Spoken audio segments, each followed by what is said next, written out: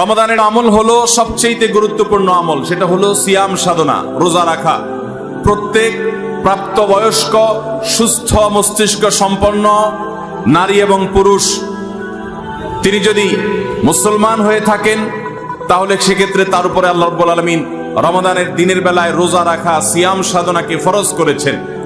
প্রত্যেক প্রাপ্তবয়স্ক মুসলিম নারী এবং পুরুষ যদি সুস্থ সবল হয়ে থাকেন আল্লাহ রাব্বুল আলামিন এই ফরজটাকে পালন করতে হবে। আল্লাহ বলেছেন কুতিবা আলাইকুমুস সিয়াম, তোমাদের উপরে রোজা রাখাটাকে ফরজ করা হয়েছে। অতএব রমজানের দিনের বেলা রোজা রাখা হলো রমজানের সবচেয়ে বড় আমল। রমাদান মাস উপলক্ষে রাতের বেলা তারাবির নামাজ আদায় করা, এটা রমাদানের আমল।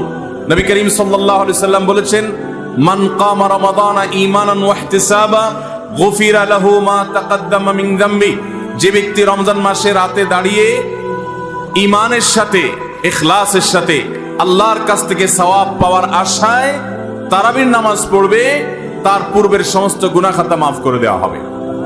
মোহতারাম হাজরিন, অতএব রমজানের আমল তারাবির নামাজটাও আমাদেরকে সুন্দর করে ধীরস্থিরতার সাথে উত্তম রূপে আদায় করার চেষ্টা করতে হবে। মা বোনরা বাসা বাড়িতে নিজ জায়গায় এবং পুরুষরা মসজিদে জামাতের সাথে তারাবির নামাজ আদায় করার চেষ্টা করবেন। রমজানের আমল হলো সাহারি করা। আমরা অনেকে ইচ্ছাকৃতভাবে সাহারি করি না, হয়তো কখনো ভালো লাগে না সাহারি করতে, খাওয়ার রুচি থাকে না, আমরা সাহারি খাই না। সাহারি খাওয়া ছাড়াও যদি কেউ রোজা রাখে রোজা হয়ে যাবে, কিন্তু সাহারি খেলে আপনার খাদ্য গ্রহণ হবে, পাশাপাশি আপনি সওয়াব লাভ করবেন। প্রতিদিনই আপনি খাবার খান, এই সমস্ত খাবার খাওয়াটা জায়েজ, এটার কারণে আপনার কোনো সওয়াব হবে না যদি আপনি সাধারণ ভাবে আপনি খাবার খান।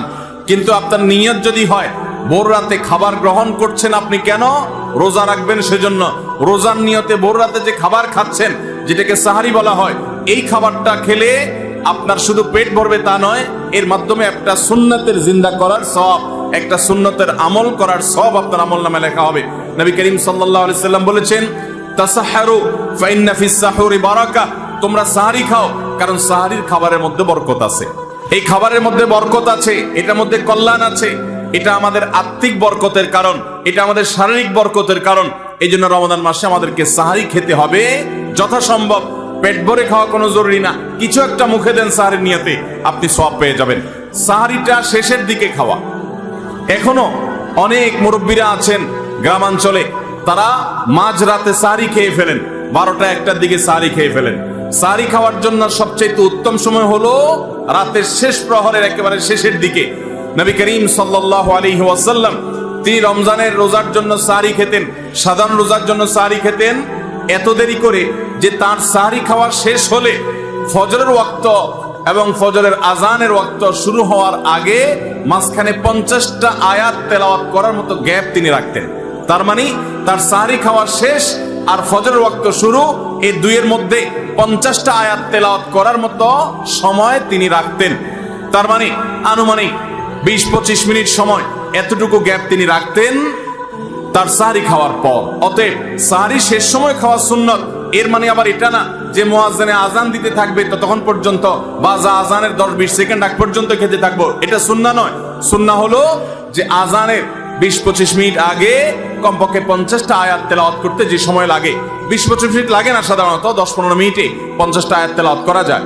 তো এই পরিমাণ সময় অন্তত গ্যাপ দিয়ে তারপরে সাহারি খাওয়া, তাহলে শেষের দিকে সাহারি খাওয়া, এটা হলো রমাদানের আমল। আমরা অনেকে শেষের দিকে সাহারি খাই না, অনেক আগে খাই, একটু শেষের দিকে খাওয়াটা হলো সুন্নাত। নবী করিম সাল্লাল্লাহু আলাইহি সাল্লাম বলেছেন এই উম্মত মুসলমান জাতি ততদিন কল্যাণের মধ্যে থাকবে, তারা কল্যাণের উপরে প্রতিষ্ঠিত থাকবে যতদিন তারা সাহারি বিলম্ব করে খাবে, দেরিতে খাবে, শেষের দিকে খাবে। আমল হলো রমজান উপলক্ষে ইফতার করা। ইফতার মানে নাস্তা খাওয়া। সারা বছর আমরা দিনের বেলায় শুরুতে নাস্তা খাই, কিন্তু এর কারণে কোনো সওয়াব আমাদের আমলনামায় লেখা হবে এমন কোনো কথা বলা হয় নাই। কিন্তু রমজান মাসের সন্ধ্যা যখন আপনি ইফতার খাবেন, এই ইফতার খাওয়ার মাধ্যমে আপনি একটা সুন্নাহর উপর আমল করলেন, এটার কারণে আপনার আমলনামাতে একটা সওয়াব লেখা হবে। সওয়াবের আশা যদি আপনার থাকে, ইফতারের নিয়ত যদি আপনার থাকে, তাহলে এর মাধ্যমে আপনি সওয়াব লাভ করবেন। এই ইফতার করা এটা রমজানের একটা গুরুত্বপূর্ণ সুন্নাহ। ইফতার যদি কেউ নাও করে রোজা হয়ে যাবে, কিন্তু সুন্নাহ তরক হয়ে গেল। এই জন্য ইফতারে যতটুকু তৌফিক হয় ততটুকু কিছু না কিছু মুখে দেওয়া, এটা সুন্নাহ, রমজান মাসের আমল। ইফতারটা তাড়াতাড়ি করা, ইফতার বিলম্বে না করা। আমরা অনেকে আছি ইফতার অনেক বেশি দেরি করি, আমরা মনে করি যত দেরি করে ইফতার করা যায় ততই বোধহয় রোজাটা নিশ্চিতভাবে শুদ্ধ হয়, সঠিক হয়। এটা ভুল ধারণা। নবী করিম সাল্লাল্লাহু আলাইহি সাল্লাম বলেছেন, যতদিন পর্যন্ত এই উম্মত মুসলমান জাতি ইফতার দ্রুততার সাথে করবে, অর্থাৎ ওয়াক্ত হওয়ার পর আর বিলম্ব করবে না, ততদিন পর্যন্ত তারা কল্যাণের মধ্যে থাকবে। এক্ষেত্রে ওই সাহরির মতো একই কথা প্রযোজ্য, যে দ্রুততার সাথে মানে এই নয় যে একবারে সেকেন্ড হিসাব করে ফেলতে হবে, তবে যতটুকু সম্ভব নিশ্চিত হয়ে গেছেন সূর্য ডুবে গেছে আর বিলম্ব না করে ইফতার করাটাই হলো সুন্নাহ। এবং এক্ষেত্রে আমরা অনেক অবহেলা করি, অনেক দেরি করে ইফতার করি, চতুর্দিকে অন্ধকার হয়ে যাওয়ার পরে ইফতার করে। সাধারণত শিয়ারা এবং অনেক বিভ্রান্তরা আহলে সুন্নাত জামাতের সকল উলামায়ে কেরামের ঐক্যবদ্ধ ফতোয়া হলো যে ইফতার তাড়াতাড়ি করা হলো সুন্নাহ। অতএব রমজানের আমল হলো ইফতার তাড়াতাড়ি করা। রমজানের আমল হলো ইফতারের দোয়া পড়া। ইফতারের দোয়াটা আমরা অনেকে জানিও না, আবার অনেকে জানলেও সেটা কখন পড়তে হয় সেটা জানি না। ইফতারের শুরুতে বিসমিল্লাহ বলে ইফতার শুরু করতে হবে, ইফতার করা শেষ এরপরে দোয়া পড়তে হবে। আমরা অনেকে ইফতারের আগে দোয়া পড়ি, এই দোয়াটা ইফতার দোয়াটা পড়তে হয় ইফতারের পরে। দোয়াটা হলো যাহাবাজ জামা ওয়াবতাল্লাতিল উরুক ওয়া সাবাতাল আজরু ইনশাআল্লাহ। এটা হলো দোয়া। যাহাবাজ জামা মানে হলো আমার পিপাসা দূর হয়ে গেল, ওয়াবতাল্লাতিল উরুক আমি ইফতার করার মাধ্যমে প্রশান্ত হয়েছে, আমার শিরা উপশিরাগুলো সবগুলো সিক্ত হয়েছে, ওয়া সাবাতাল আজরু ইনশাআল্লাহ, এবং এই রোজার বিনিময় আল্লাহর কাছে সাব্যস্ত হলো ইনশাআল্লাহ। এই দোয়া পাঠ করা সুন্নাহ। তাহলে ইফতারের পর আমরা এই দোয়া পড়বো, যাহাবাজ জামা ওয়াবতাল্লাতিল উরুক ওয়া সাবাতাল আজরু ইনশাআল্লাহ। এটা হলো রমজানের আমল, ইফতারের দোয়া পড়া। ইফতার এবং সাহারি উভয়টাতে খেজুর খাওয়া এটা সুন্নাহ। খেজুরের মধ্যে প্রচুর খাদ্য শক্তি আছে। আমরা রমজান মাসে যে রোজা রাখি, সারাদিন পানাহার বর্জন করে থাকি, আমরা যদি সাহারিতে খেজুর খাই আমাদের শরীরে প্রচুর পরিমাণ খাদ্য শক্তি থাকবে এই খেজুর খাওয়ার ফলে। খেজুর অনেক উপকারী একটা খাবার। আমাদের দেশেও আজকাল খেজুর উৎপাদন হচ্ছে আল্লাহর মেহেরবানিতে। এই খেজুর ইফতারিতে নবী করিম সাল্লাল্লাহু আলাইহি সাল্লাম আধা পাকা আধা কাঁচা খেজুর, যেটা যে অর্ধেক পেকেছে অর্ধেক কাঁচা, সেগুলো তিনি পছন্দ করতেন। সেটা না পাওয়া গেলে সাধারণ খেজুর এটা দিয়ে ইফতার করা, এটা আমরা সবাই জানি। কিন্তু যেটা আমাদের দেশে মানুষ জানে না তা হলো সাহরিতে আপনার খেজুর খাওয়া সুন্নাত। নবী করিম সাল্লাল্লাহু আলাইহি সাল্লাম বলেছেন, নি'মা সাহুরুল মুমিনি আত-তামার, ঈমানদারের সবচেয়ে উত্তম সাহরি হলো খেজুর। আপনি সাহরিতে ভাত তরকারি যাই খান বা না খান, অন্তত একটা হলো খেজুর খাবেন, তাহলে নবী সাল্লাল্লাহু আলাইহি সাল্লামের এই সুন্নাহর উপরে আমল হয়ে যাবে। রমজানের আমল হলো সাহরিতে এবং ইফতারে উভয় সময়ে কমপক্ষে একটা হলেও খেজুর খাওয়া, মানে খেজুর খাওয়াটা হলো সুন্নাহ। রমজানের আমল হলো দিনভর বেশি বেশি দোয়া করতে থাকা। ভাইরা আমার, রোজাদার ব্যক্তির দোয়া আল্লাহ রাব্বুল আলামিন ফিরিয়ে দেন না। রোজাদার ব্যক্তি দিনভর আল্লাহর কাছে দোয়া করতে থাকলে সে দোয়া কবুল হয়। নবী করিম সাল্লাল্লাহু আলাইহি সাল্লাম বলেছেন যে কয়েক ব্যক্তির দোয়া ফেরত দেওয়া হয় না, এর ভিতরে একজন হলেন আস-সাইমু হাত্তা ইফতির, রোজাদার ব্যক্তি ইফতার করা পর্যন্ত তার দোয়া কবুল হতে থাকে। আপনি রোজাদার অবস্থায় দোকানে কাজ করছেন, খেতে খামারে কাজ করছেন, আপনি ব্যবসা প্রতিষ্ঠানে কাজ করছেন, আপনি রাস্তায় হাঁটাচলা করছেন, মা বোনরা বাসা বাড়িতে গৃহস্থলী কাজকর্ম করছেন, এই কাজের ফাঁকে ফাঁকে ওযু নাই, অসুবিধা নেই, এই অবস্থায় আপনি দোয়া করতে থাকেন। রোজাদার অবস্থায় দোয়া কবুল হয়।